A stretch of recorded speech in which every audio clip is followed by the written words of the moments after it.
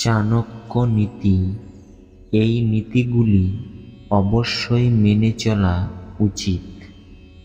পরস্ত্রীকে যে মায়ের মতো দেখে, অন্যের জিনিসকে যে মূল্যহীন মনে করে এবং সকল জীবকে যে নিজের মতো মনে করে, সেই যথার্থ জ্ঞানী।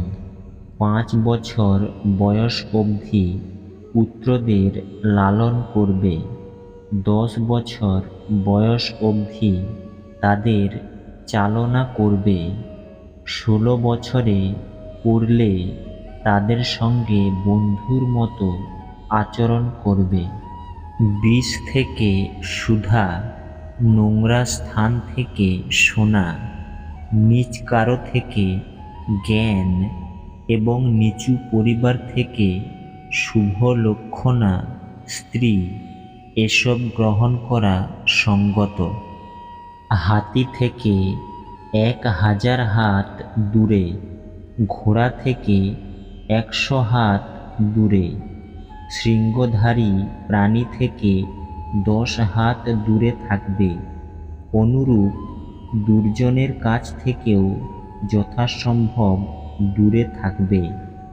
রাতের ভূষণ চাঁদ, নারীর ভূষণ পতি, পৃথিবীর ভূষণ রাজা, কিন্তু বিদ্যা সবার ভূষণ। বিদ্বান সকল গুণের আধার, অজ্ঞ সকল দোষের আকর। তাই 1000 মূর্খের চেয়ে একজন বিদ্বান অনেক কাম্য।